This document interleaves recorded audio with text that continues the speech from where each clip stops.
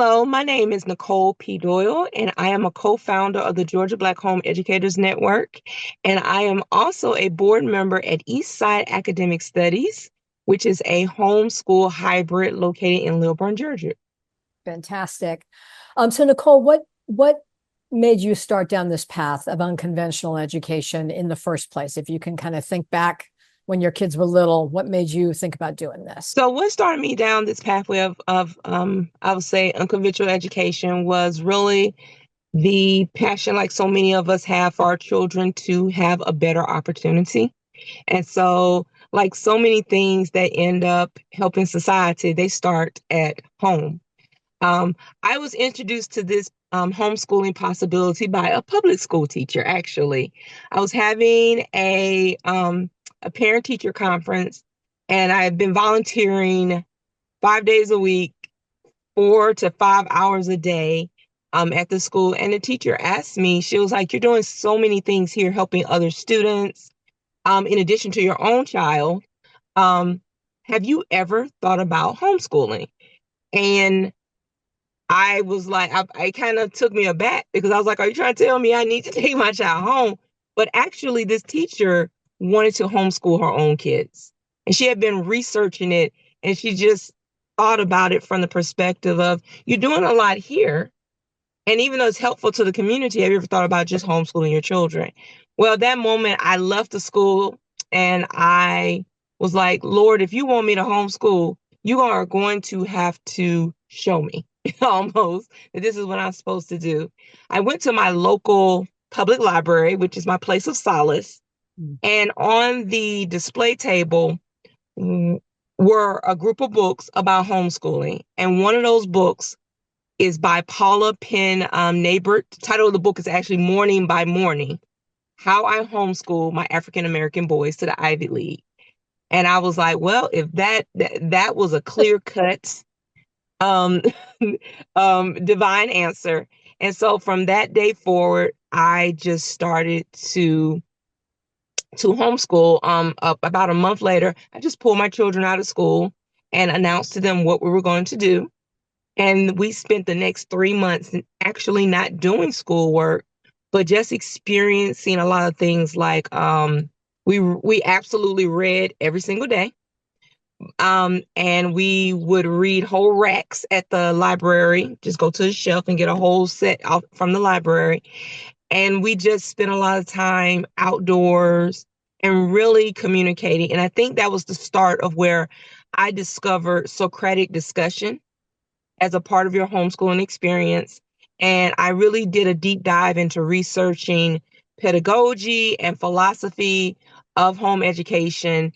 And my starting point was Charlotte Mason, and also the classical education, I would say, framework laid out by Susan Brower Wise in her books on classical education. And I've been doing this ever since. And now I have three of my four children who have completed home education and are now in college. My oldest has now graduated from college and is a software engineer in the data science department at Kennesaw State University. I have a senior who is a budding opera singer at Morehouse, and I have a freshman at Georgia State, and I have my very lovely ninth grader who is in her dual enrollment, I would say, journey at this point. So that is how I came to homeschooling.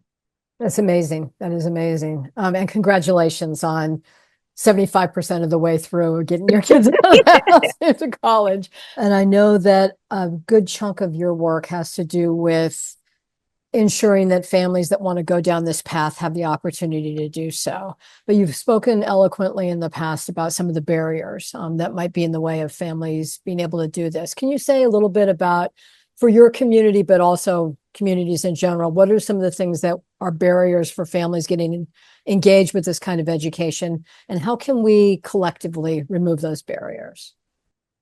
So when I think about the population that is having issues with accessing this arena of independent, permissionless education, I think about underserved and under-resourced families. And so our underserved, our other under-resourced families include those families I feel that are, of course, Black, Brown, Indigenous, those families um, who are financially unable to access this, families with neurodivergent children, even the population that we're not thinking about at times of the rural communities who want to access more independent education. And in our community, the that I've seen a lot of grandparents who are serving as parents in the parenting role who want to access this. And so, like so many things here, many of the barriers are financial. And so, with parents able to access the ESAs, or in some states there's tax credits, or there's the funds that we have around, the scholarship funds that are around it.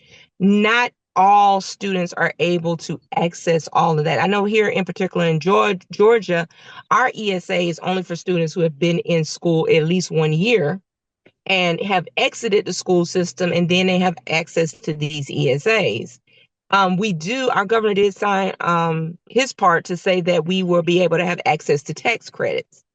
And I understand the apprehension of many traditional homeschoolers that are also saying that to accept these funds mean that you're accepting some new rules. And so I do think often about those families who have a passion, who are willing to make the sacrifice to be in the space to educate their children independently, whether that is with a homeschool community or with a micro school, because those same funds can be used for a micro school, and which is really a on the one room schoolhouse model, feels very much like a homeschool. I also think that there's also the barriers that come into play with our legislative representatives don't understand what we do. And I always say, once you experience our children, once you experience our community, I know that you are sold on what we do.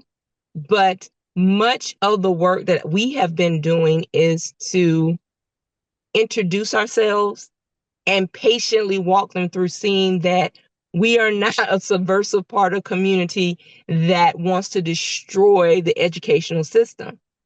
I feel like school choice needs all components: public, charter, Montessori, private, home education, the micro school movement, even and the unschoolers, those who are figuring out their own processes in this. And so we support any pathway that creates a whole child education that the parent would like to use. And I would like to say our last barrier at times is also resources. And so that's where the Georgia Black Home Educators Network comes in. We come into the space, as we often say to parents, welcome to the parent as educator movement. And so one of the things that we do is that with our conferences and events and workshops, we try to equip parents as the educator, also equipping parents as the advocate. Because when you are the architect of your child's education, you will have to be multifaceted in learning the things that need to be a part of your child's education, and in understanding what spaces you may not be equipped in, but you need to find a subcontractor in that space, whether it be a tutor, a public school teacher that is functioning as a tutor, which we have many of those in our community, whether it is a plethora of online software and programming that you can use, or just switching philosophy, understanding your own personal educational philosophy and utilizing some different tools when it comes to teaching your child. And also we have a resource gap here at times. And so one of the things that the Georgia Black Home Educators has done is made sure that we are bridging the tech equity divide. And so since 2022, we have given away over 400 devices freely to families in partnership with CompuDot. And so just this year in January, we were able to distribute 147 MacBooks to our homeschooling families and other families in the community, not just for homeschooling families, but families who had children who were in public school, private school, charter school, because we feel that in this space where AI is coming along and children need, and there's so much curriculum available, to have a student with a device, a working laptop, is going to open the doors in so many ways for that family and for that community. And so, in I would just say that putting all the resources on the table, treating it as a buffet for parents to pick from, financially, technology, and also with community support and collaborations, because we also work in partnership with companies here in Georgia, to do our own workforce development initiatives for our homeschoolers to help them pipeline into internships.